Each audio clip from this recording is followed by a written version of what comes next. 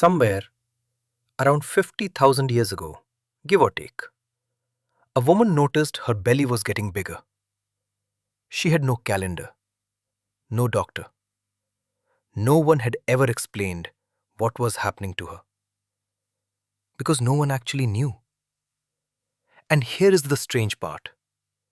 We still don't know exactly how long it took our species to connect that growing belly to the one thing that caused it. Today, even a child knows where babies come from. But for most of human history, this single fact was not obvious at all. So today we are going to ask a question that sounds too simple to be interesting, but turns out to be one of the hardest puzzles our species ever solved. How did humans figure out that sex causes babies when, thousands of years ago, nobody knew the answer? Here is the first surprise. This is not just ancient history. In the early 20th century, anthropologists actually met groups of people who still had not fully connected the two. Researchers working with communities in Australia and the South Pacific found that some groups did not make an obvious link between sex and pregnancy. One of the clearest examples comes from the Trobriand Islands. An anthropologist named Bronislaw Malinowski documented their beliefs in 1927, and they are fascinating. The people there believed semen played a role, but it was not seen as the true cause of pregnancy. They believed a spirit child entered the mother by passing through the top of her head. Sex was involved, but it was not seen as the reason. The reason was spiritual. So pause for a second and really sit with that. If grown adults in the 20th century, with full language and full culture, could still see it this way, imagine how much harder this puzzle must have been for the very first humans, with no words yet for 9 months and no one to ask. So let's go back, properly back, tens of thousands of years, to a small group of early humans sitting around a fire. Why was this so difficult to work out? There are three reasons, and once you hear them, you will never take this knowledge for granted again. The first reason is time. Sex happens once, but the body does not visibly change for months. Try connecting two events that are separated by more than 100 days, with no writing, no calendar, and no signs of cause and effect the way we understand it today. The second reason is that it does not always work. People could have sex many times without a pregnancy ever happening.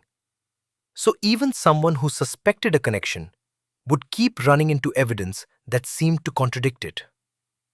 The third reason is one that often gets missed. Humans are among the small number of animals that can have sex even during pregnancy.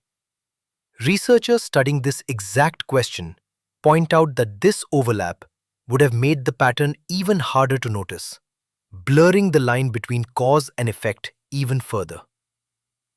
So here is the real answer to our opening question. It was not stupidity.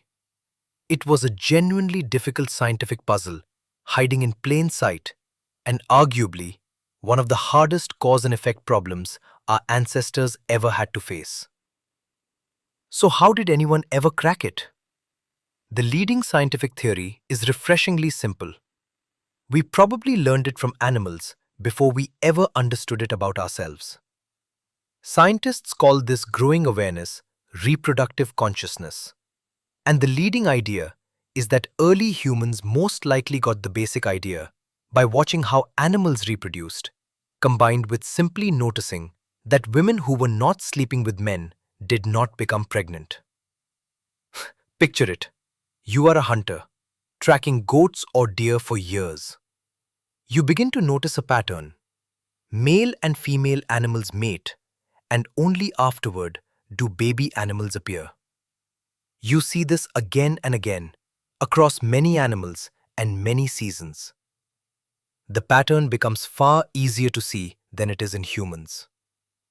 Then comes a moment we can actually place in history: the domestication of animals. Once people began deliberately breeding animals, the connection became unmistakable. Animals mated and offspring followed.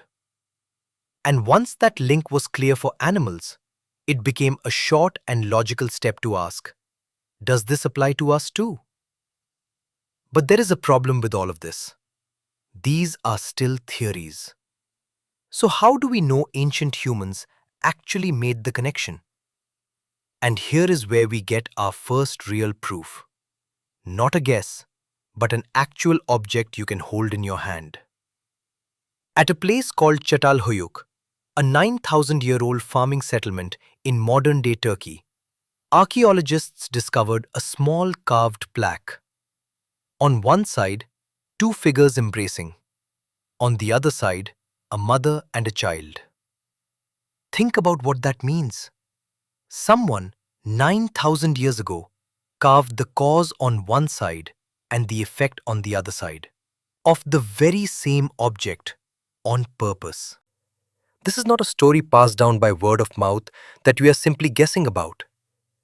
This is someone holding a belief in their hands and turning it into art.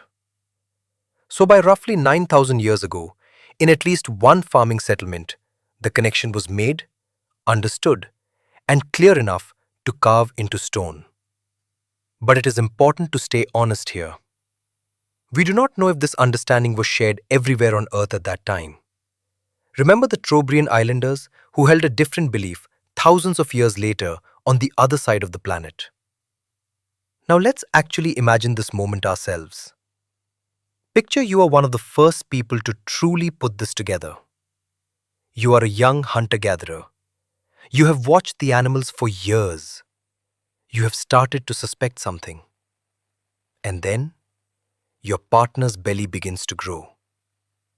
What goes through your mind? Fear probably at first. Something is happening inside her body that you cannot see and cannot stop. And nobody has explained it to you, because nobody has figured it out yet.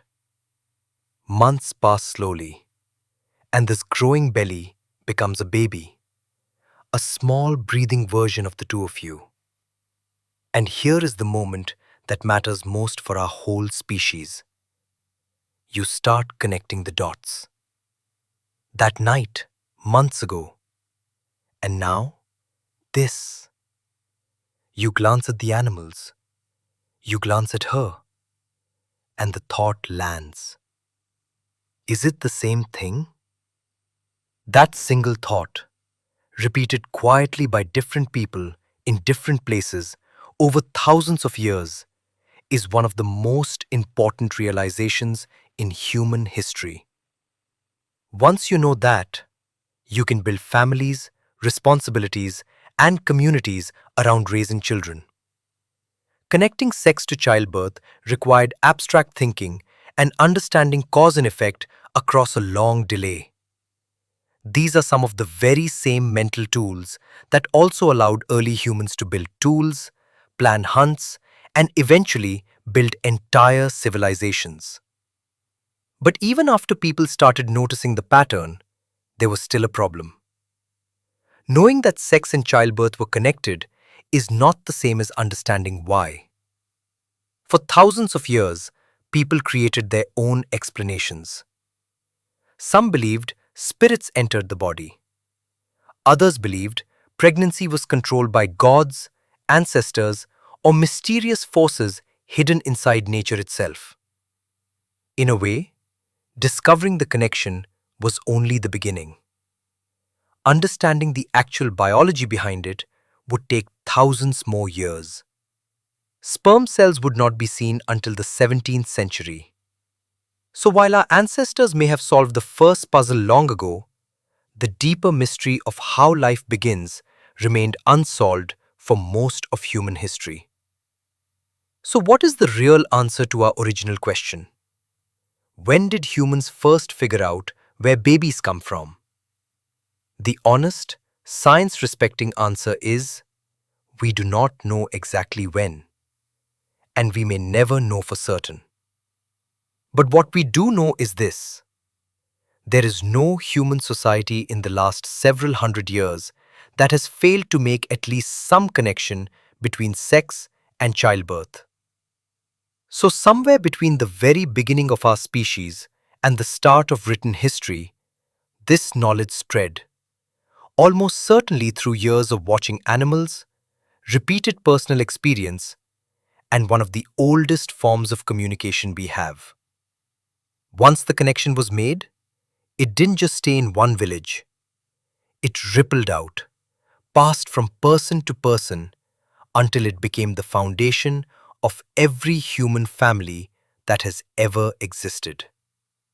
Every one of us is the end of an unbroken chain of people who eventually inherited this knowledge.